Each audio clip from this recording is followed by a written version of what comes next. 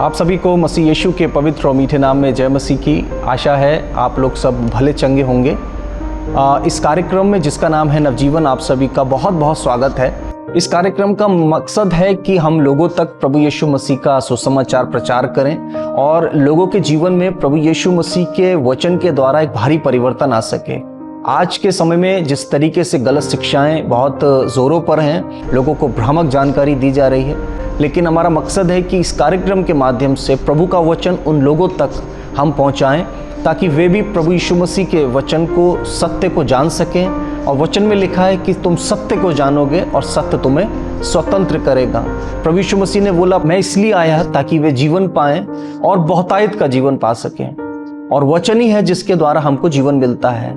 इस कार्यक्रम का मकसद है कि बहुत से लोग भारत में, उत्तर भारत में और भारत से बाहर जो हिंदी भाषा को बोलते और समझते हैं, उन तक हम इस कार्यक्रम के माध्यम से पहुंचें और उनको प्रभु यीशु मसीह का सुसमाचार पहुंचाएं ताकि उनके जीवन के अंदर भारी परिवर्तन आ सके। Keep watching. प्रभु आप सबको आशीष दे और इस प्रोग्राम के, इस कार्यक्रम के माध्यम से प्रभु आपके जीवन के अंदर सचमुच में नया जीवन लेकर आए। God bless you. प्रभु आपको आशीष दे।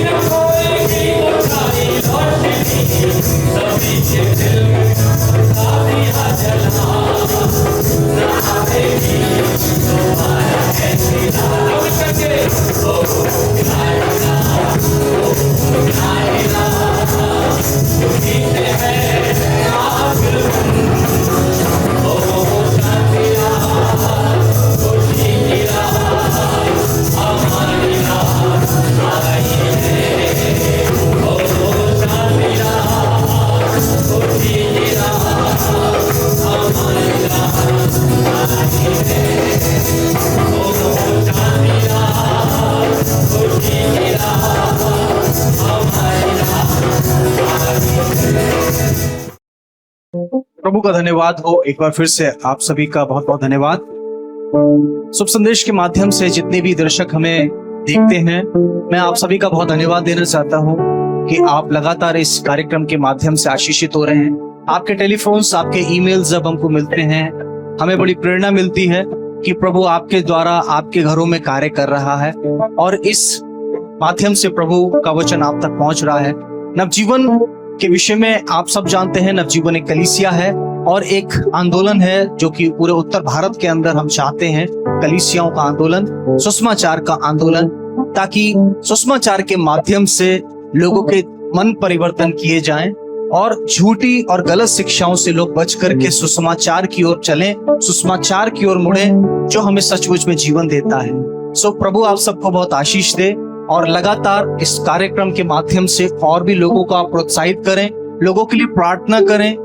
हम जो आपके लिए प्रार्थना करते हैं, उन प्रार्थनाओं का उत्तर प्रभु आपको दे रहा है आपके जीवन में। आप हमें व्हाट्सएप के जरिए, टेलीफोन के जरिए उसके बारे में बता सकते हैं ताकि हम और भी ज्यादा आपके लिए लगातार प्रार्थना करें। God bless you. Keep watching Shubh Sandesh television and this beautiful programme. प्रभु आप सबको बहुत आशीष दे और अपनी महिमा के लिए तैयार करें। प्रभु ने हमको इसलिए चुना है ताकि हम जीवन पाएं और बहुतायत से जीवन पाएं, और वचन है जो हमको जीवन देता है। आज का जो टॉपिक है वो बहुत ही अच्छा भी है और बहुत ही खूबसूरत टॉपिक है। ये कोई पढ़ सकता है इसको? Why God created man and desired a family। ये जो विषय आज हम देखने जा रहे हैं, Why God created man and desired a family। Simple सी बात है, मैं आपको बहुत ज्यादा इसके आपके दिमाग पे जोर नहीं डालूंगा, लेकिन जरा 2 मिनट के लिए सोचिए कि जब मैं इस बात को समझने की कोशिश कर रहा था, प्रभु की आत्मा ने मुझे इस बात को डाला कि इट वॉज नॉट मैन्स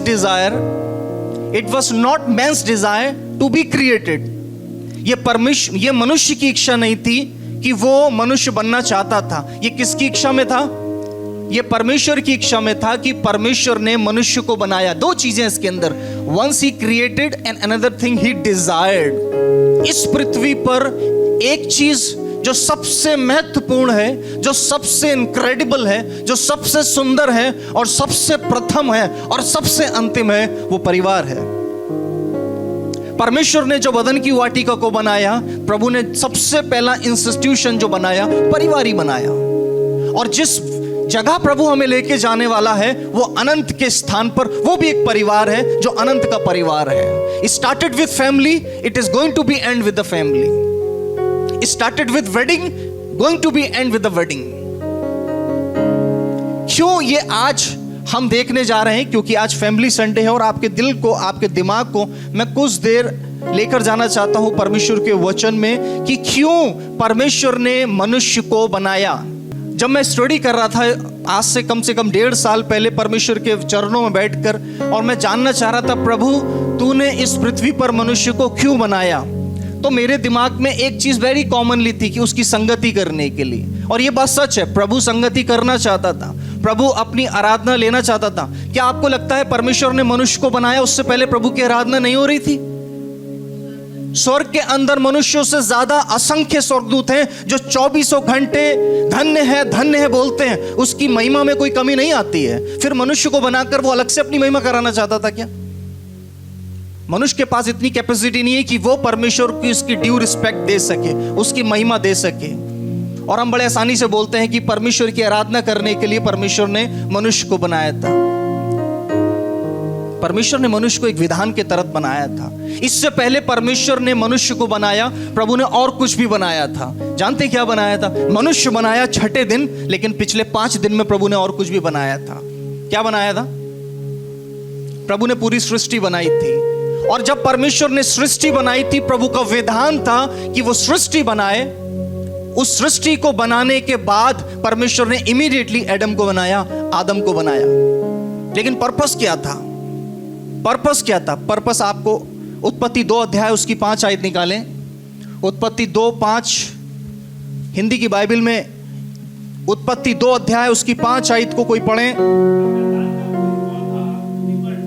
तब मैदान का कोई पौधा भूमि पर नहीं था। ये वो समय है जब प्रभु ने क्रिएशन अभी स्टार्ट नहीं किया था, कोई पौधा नहीं था, अब तक कोई पेड़ नहीं उगा था। परमेश्वर की इच्छा थी कि प्रभु इस पृथ्वी पर सृष्टि का प्रारंभ करे, लेकिन अब तक कोई पौधा नहीं था, कोई पेड़ नहीं था। इसका कारण क्या है? क्यों नहीं था? जी पढ़ें। तब तक बरसात नहीं हुई थी और बिना बारिश के किसी भी तरीके का कल्टीवेशन, प्रोडक्शन संभव नहीं है। अब क्या होता है आगे सुनिए। और भूमि पर खेती करने के लिए मनुष्य नहीं था। इसका मतलब यह है कि परमेश्वर को इस पृथ्वी पर, सृष्टि पर एक काम करने वाला चाहिए था। परमेश्वर को इस सृष्टि को कल्टीवेट करने के लिए एक व्यक्ति चाहिए था। कई बार हम इस बात का गुरूर करते हैं प्रभु ने हमको सबसे श्रेष्ठ बनाया इसलिए प्रभु हमसे सबसे प्रेम करता है। यस, प्रभु हमसे इसलिए प्रेम करता है क्योंकि परमेश्वर ने हमको अपने स्वरूपता में बनाया है। लेकिन वो अपनी सृष्टि से नफरत नहीं करता है। He love his nature the most। और अपनी सृष्टि को बनाने के बाद परमेश्वर ने एक व्यक्ति को डिप्यूट करा था वहां पर, और उस पर्पस के लिए परमेश्वर ने आदम को बनाया। इस समय प्रभु ने कोई, यहां पर कुछ मेंशन नहीं है प्रभु ने अपनी महिमा के लिए बनाया। कहीं नहीं लिखा है बाइबल के अंदर, कहीं पर भी नहीं लिखा है कि परमेश्वर ने आदम को अपनी महिमा करने के लिए रचा था। आप जब पढ़ेंगे तो परमेश्वर आदम के साथ आकर के शाम को क्या करता था? बातचीत करता था, संगति करता था। परमेश्वर आता था, ये परमेश्वर आता था उनके साथ संगति करने के लिए। But the major purpose, the prime purpose for a human was is to cultivate what God has created. लिखा भी पढ़ा आपने इसके अंदर 5वीं आयत में पढ़ा है। और उस समय क्या था? भूमि पर खेती करने के लिए कोई मनुष्य भी नहीं था। इसका मतलब क्या है? प्रभु ने जब सृष्टि को बनाया तो सृष्टि को बनाने के साथ साथ सृष्टि आगे नहीं चल पाती। अगर हम देखते हैं, अगर हम किसी घर को वीरान छोड़ के चले जाते हैं तो कुछ सालों के बाद उस घर के अंदर ऊंट कटारे दिखने लगते हैं। क्यों? क्योंकि एक व्यक्ति चाहिए जो वहां पर कल्टीवेट करे, जो वहां पर सफाई करे, जो वहां पर ऊंट कटारों को निकाले, अच्छे पेड़ों को पानी दे और वहां पर मेहनत करे। कई बार यह भी बात सामने आती है कि अक्सर हमने सुना था बचपन में, आदम तो कोई काम के लिए रचा नहीं गया था, उसका काम तो सिर्फ ये था तू मौज कर, मस्ती कर, तुझे खाने को बहुत मिलेगा। और फिर उसके बाद हम बोलते हैं पाप आ गया इसलिए मनुष्य के ऊपर काम का जुआ आ गया। नहीं, मनुष्य को परमेश्वर ने कभी फालतू नहीं बनाया था। प्रभु ने डे वन से, जिस दिन से प्रभु ने उसको डिप्यूट करा, प्रभु ने बोला start work. He was a busy man. आदम जो था वो व्यस्त मनुष्य था। परमेश्वर ने उसको पूरी अदन की वाटिका दी थी ताकि वो वहां पर जाकर के मेहनत करे और पसीना बहाए। लेकिन बाद में ये कर्स में तब्दील हो गया कि अब तुझे मुफ्त में नहीं मिलेगा। पहले सब कुछ मुफ्त में था, लेकिन अब मुफ्त में नहीं मिलेगा। अब तू अपनी छोटी का पसीना एड़ी तक बहाएगा तब मिलेगा। लेकिन पहले क्या था? पहले सिर्फ काम करता था, लेकिन हर चीज मुफ्त में थी, क्योंकि प्रभु ने उसके लिए सारे भंडार वहां पे रखे थे। Why God created man? Simple सी बात है। 15वां आयत में लिखा हुआ है कि परमेश्वर ने उसको बनाया, आदम को लेकर के अदन की वाटिका में रख दिया कि वे उसमें काम करे और उसकी रक्षा करे। इसका मतलब यह था कि परमेश्वर का मेजर कंसर्न अपनी सृष्टि के लिए है, आज भी है। मनुष्य की उम्र प्रभु ने रखी है, लेकिन इस सूरज चांद की कोई उम्र नहीं है। आप देखिए किस तरीके से मनुष्य को जब तक बच्चा पैदा होता है, अगर उसको कोई प्रॉपर्ली नर्स ना करे तो बच्चा नहीं डेवलप कर सकता, मर जाएगा। लेकिन आप देखिए जंगल के अंदर प्रभु के वचन में लिखा है, हम देखते हैं भजन संहिता में प्रभु का दास दाऊद में होकर देखता है, तुम चिंता मत करो। मत्ती की किताब में लिखा है, तुम चिंता मत करो, तुम जंगली शोषणों को देखो, वे ना बोते हैं ना काटते हैं, लेकिन उसके बावजूद भी परमेश्वर उनको ऐसे वस्त्र पहनाता है जैसा सुलेमान ने अपने पूरे वैभव में नहीं पहने। Why? Because God loves his nature. Nature को हमारी जरूरत नहीं है। परमेश्वर ने नेचर को इस तरीके से प्रीसेट मोड पर, डिफॉल्ट मोड पर डाला है कि इस पृथ्वी पर जीवन हमेशा उगता रहेगा। मनुष्य आएंगे चले जाएंगे, लेकिन इस पृथ्वी पर जीवन, नेचर हमेशा उगता रहेगा। और मनुष्य को बनाने का पर्पस प्रभु ने था कि वो अदन की वाटिका में काम करे, उसकी रक्षा करे। अब चूंकि परमेश्वर ने आदम को अपने स्वरूप में बनाया था, इसलिए प्रभु का डीएनए उसके अंदर था। लेकिन पर्पस क्या था कि आदम मेरे बेटे, जो मैंने इस पृथ्वी को बनाया है, सृष्टि को बनाया है ना, योर वर्क स्टार्टेड, आपका काम शुरू हो चुका है, आप ये करें। ये पर्पस था परमेश्वर ने जो आदम को बनाया। लेकिन कहानी यहीं तक नहीं रुकती है, कहानी आगे बढ़ती है। परिवार की रचना, प्रभु ने why God created the family, आगे लिखा है एंड डिसाइड अ फैमिली। परमेश्वर ने आदम को तो बना दिया, किस पर्पस से बनाया अभी हम लोग ने इस बात को देखा। लेकिन प्रभु ने उसके बाद अगला स्तर जो था, परमेश्वर ने परिवार की रचना करनी चाहिए। लेकिन उसके बाद परमेश्वर ने जब देखा कि आदम को तो बना लिया है और आदम अपने काम में व्यस्त हो चुका है, तब परमेश्वर को आदम का रहना अकेला अच्छा नहीं लगा। किसको नहीं अच्छा लगा? परमेश्वर को। क्या आपने कभी इस बात को सोचा कि आप प्रभु प्रोडक्शन कैसा करना चाहता था इस पृथ्वी पर, कि प्रभु को बाद में समझ में आया कि अब मुझे इसका अकेला रहना अच्छा नहीं लग रहा है? Can you imagine that? क्या प्रभु के दिमाग में कुछ और था? क्या प्रभु गलती करके बाद में पछताने वाला परमेश्वर है? ओह गलती हो गई, इसके लिए तो मुझे एक स्त्री बनानी चाहिए थी। नहीं, परमेश्वर के दिमाग में था कि उसने क्या करना है, प्रभु को मालूम था। लेकिन परमेश्वर आदम को उस पॉइंट पर लेकर आना चाहता था जहां उसको इस बात का एहसास हो कि उसमें कुछ कमी है। Then it really works for me. परमेश्वर आदम को बनाने के बाद इस पोजीशन पे लाना चाहता था, उसको एहसास हो कि मुझ में कुछ कमी है, I have to belong somebody। वो चाहता था परमेश्वर की इसको कमी महसूस हो, तब मैं उसको इंट्रोड्यूस कराऊं। अगर डे वन से करता तो कुछ और ही पिक्चर हो सकती थी। लेकिन जब आदम अकेला था, अच्छा यहां पर कहानी जो है फिर से पढ़े भाई, 2 अध्याय उसकी 8 आयत में क्या लिखा, 18 में क्या लिखा है?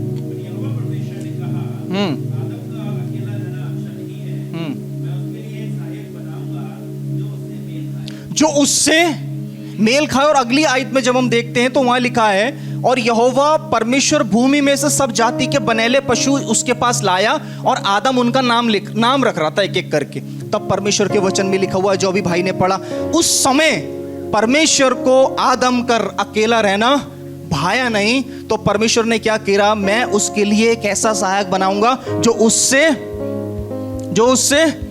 मेल खा सके। एडम के लिए मैडम ही बनाई थी, नॉट स्टीव। परमेश्वर ने वचन बताता है कि जो उससे मेल खा सके। इसका मतलब यह था कि मेल जो परमेश्वर ने आदम को बनाया था, उसके साथ जो फीमेल बनाई, जो हव्वा बनाई, वो उसके साथ हर तरीके से मेल खाती थी। एवरीथिंग वॉज वेरी सिमिलर जैसा प्रभु चाहता था। और जब परमेश्वर का वचन में लिखा है, यहां पर इसको आगे पढ़ें, क्या लिखा है भाई? अब परमेश्वर ने क्या करा? एक बड़ा ऑपरेशन करा, जो अक्सर हम पास्टर्स लोग बोलते हैं। एक मेजर ऑपरेशन हुआ था अदन की वाटिका के अंदर। क्या हुआ था? पसली निकाली गई थी और उस जगह को, उस पसली के द्वारा जो है स्त्री बनाई गई। मैं इस चीज को आपको नहीं बता सकता, क्योंकि मैं अदन की वाटिका में कैमरा लेके तो बैठा नहीं था कि कैसे हुआ। तो ये वचन पर ही हमें विश्वास करना पड़ेगा कि हाँ, प्रभु ने उस दिन एक बड़ा चमत्कार किया और स्त्री को परमेश्वर ने खुद नहीं बनाया मिट्टी से सेपरेटली। प्रभु ने डिविजन्स नहीं बनाई कि ये अलग है वो अलग है। फ्रॉम द डे वन परमेश्वर ने स्त्री को पुरुष में से ही निकाला, ताकि आगे चल करके दे ऑलवेज रिमेन वननेस। अब सुनिए, आदम ने कहा, अब प्रभु ने नहीं बोला, अब ये बोलने लगा, अब ये आउट ऑफ लव बोलने लगा। इतनी खुशी हो गई इसको, इतना खुश हो गया ये कि अब बोलने लगा। अब तक चुप था, उदास था, मायूस था, लेकिन जैसे ही सामने आई उसका अपना कहते नहीं पसली, उसकी अपनी आई, एकदम बोलने लगा। अब प्रभु को बोलने नहीं दे रहा है, अब खुद बोल रहा है। क्या बोल रहा है? पढ़ें। हाँ, अब ये मेरी है। अब तक होश नहीं थे कि कोई स्त्री नाम की भी चीज होगी। अब तक पता नहीं था कि ऐसा भी हो सकता है, लेकिन जैसे ही हूबहू सामने आई तो खुश हो गया भाई, एकदम खुश होकर क्या बोल रहा है कि ये मेरी, हाँ, अब ये मेरी है। From the day one, first hour से उसने क्या बोला? ये मेरी है। एंड गॉड, जब वो दोनों का शादी हो रही थी, जब इन दोनों का विवाह हो रहा था, द वेरी फर्स्ट मैरिज, सबसे पहला विवाह जब अदन की वाटिका में हुआ, सबसे ज्यादा उस पिता को खुशी हो रही थी, क्योंकि वो अपने बेटे को खुश देख रहा था उस दिन। जो कल तक उदास था लेकिन प्रभु के काम में व्यस्त था, लेकिन आज वो खुश है, आज वो बातें कर रहे हैं, आज वो टाइम स्पेंड कर रहे हैं, एक साथ हैं। और उनके साथ रह करके प्रभु ने इनको आशीष दी। अब मैं तुम्हें आशीष देता हूं, फूलो फलो और पृथ्वी में फैल जाओ, भर जाओ, भर जाओ। मैं आपको इस बात को बताना चाहता हूं, जब तक प्रभु यीशु मसीह का द्वितीय आगमन नहीं होगा, इस पृथ्वी की पॉपुलेशन बढ़ती जाएगी। और मैं आपको एक चीज बताना चाहता हूं, शैतान आपके पैसे के पीछे नहीं है।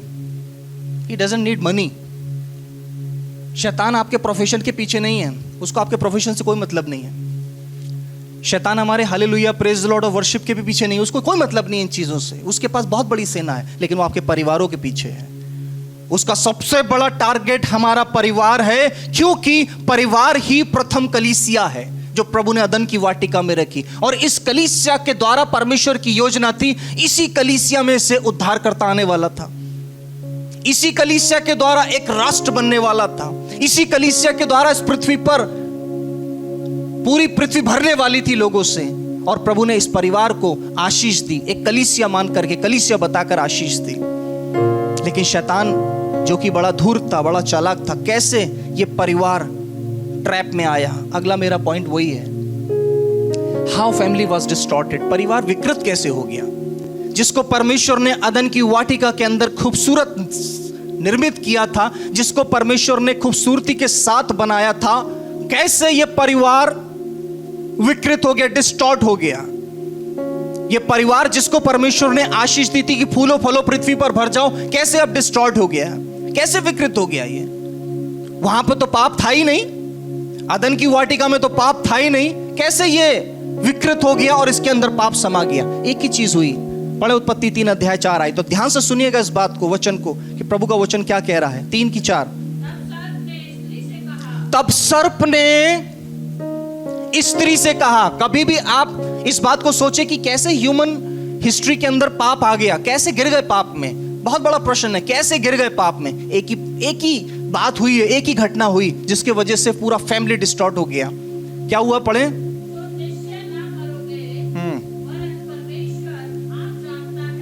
इसकी 3 अध्याय उसकी 4 आयत को पढ़िए, 3 की 4।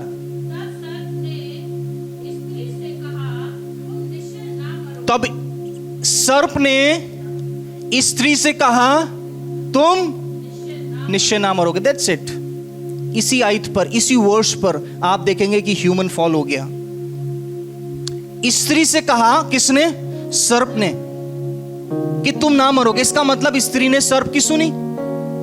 इसका मतलब यह था कि वो स्त्री ने सर्प की, यानी उस दुष्ट की सुनी थी।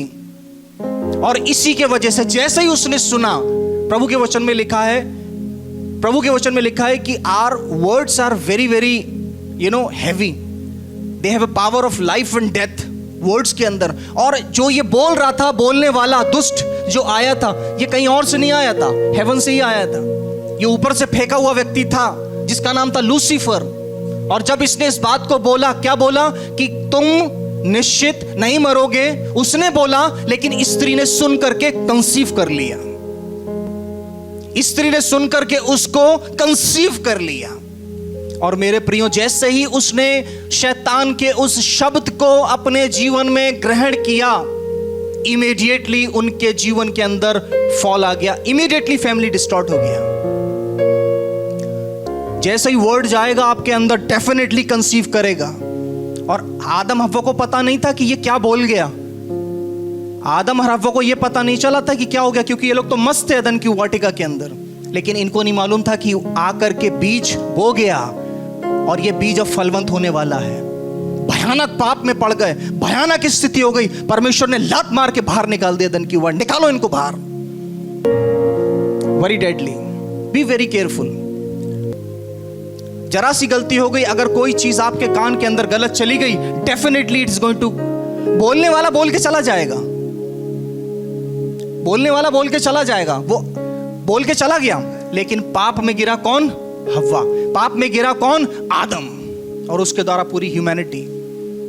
मेरे प्रियो, ये वो समय था जिस समय पूरा परिवार जो था, हाउ फैमिली वाज डिस्टॉर्टेड, इसी तरीके से परिवार विकृत हो गया। कई बार हमको बड़ी आसान लगता है चीजें कि चलो मसीह जीवन भी चल रहा है, साथ साथ में सब कुछ चल सकता है। नहीं,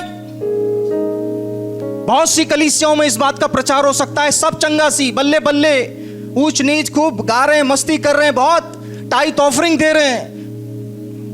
लेकिन पास्टर रूबेन सिंह एक ही चीज प्रचार करता है, पाप के विषय में बताता है। अगर पाप करेंगे, परमेश्वर का अनुग्रह से बाहर हो जाएंगे। अगर पाप रहेगा, डेफिनेटली हमारा परिवार फॉल कर जाएगा। मेरे प्रियो, प्रभु सब कुछ बर्दाश्त कर सकता है, लेकिन अपनी उपस्थिति में पाप बर्दाश्त नहीं कर सकता। Check yourself what you are listening. हम क्या सुन रहे हैं? अगर आप अपने परिवार से प्यार करते हैं, आज फैमिली संडे मना रहे हैं, यदि हम अपने परिवार से प्रेम करते हैं, तो listen what God wants to tell you. क्योंकि वचन में लिखा है कि विश्वास सुनने से, और सुनना सिर्फ मसीह के वचन से होता है। आप अगर सुने तो प्रभु के वचनों को सुने, आप किसी से बात करें तो सिर्फ प्रभु के वचन की बात करें। मेरे जवानों, प्रिय भाइयों बहनों, be very careful what you listen in your earphones. आप रात में कौन से गाने सुनते हैं, आप कौन सी मूवीज देखते हैं, आप किससे बातें करते हैं, आपके फोन पर कौन होता है, आपकी लैंग्वेज में क्या बातें रिपीटेडली हो रही हैं। आजकल ट्रेंड बन गया है, जब तक गाली नहीं होगी, जब तक इंग्लिश की गालियां दो चार नहीं होंगी, we are not very trendy. मेरे प्रियो, यह ट्रेंड हमारे अंदर एक भयानक रीति से पाप को घोल रहा है, क्योंकि वो कर्सफुल वर्ड्स जो हम बोलते हैं और सुनते हैं,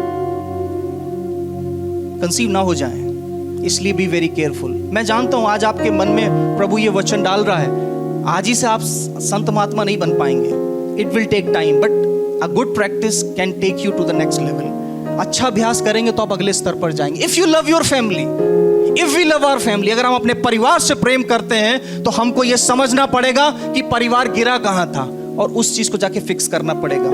उसने सुन लिया था, अगर सुने तो सिर्फ परमेश्वर का वचन सुने कि क्या होना है आगे। But there is a possibility, hallelujah, there is a possibility. यद्यपि हमारा परिवार पाप में गिर गया, यद्यपि पहला परिवार पाप में गिर गया, but you know what, God loves the humanity.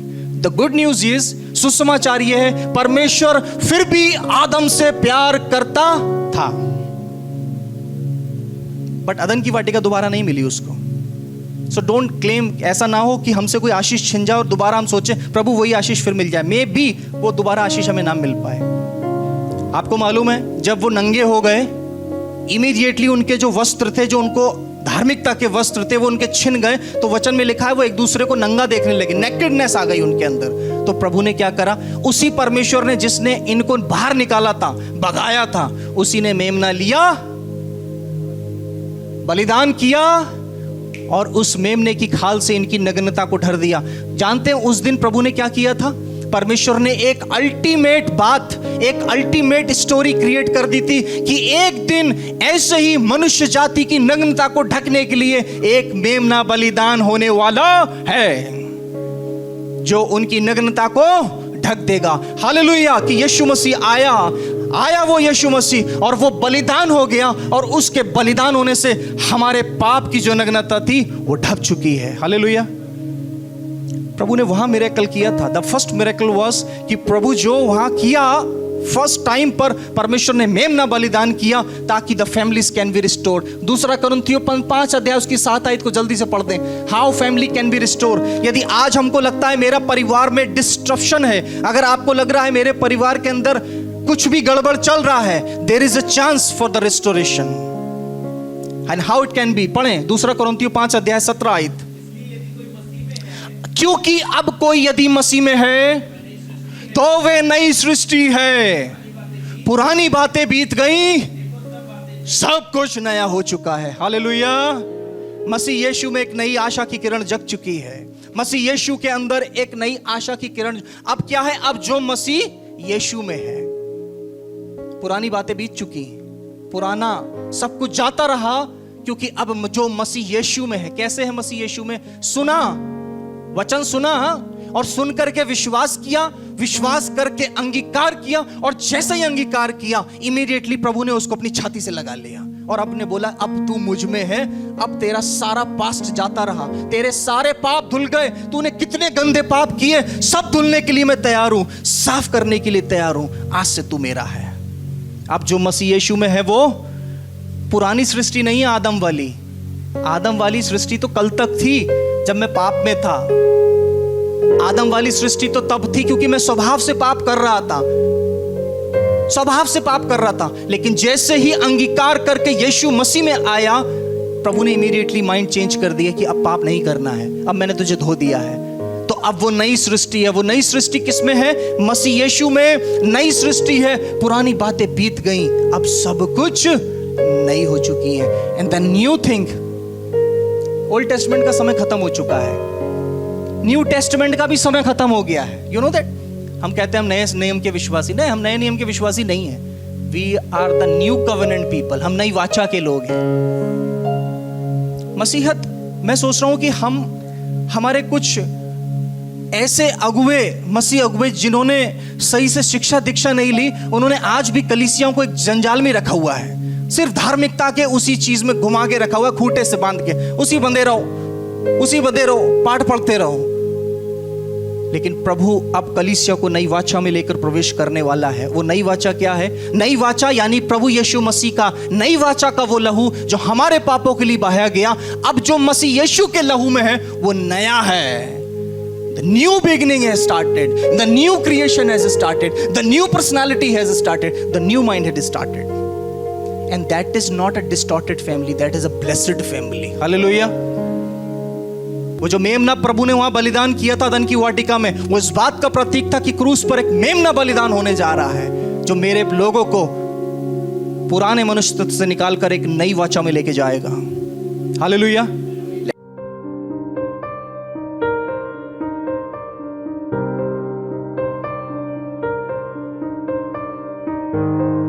आप अपनी भेंट और दशमांश इस कोड के माध्यम से हमें भेज सकते हैं।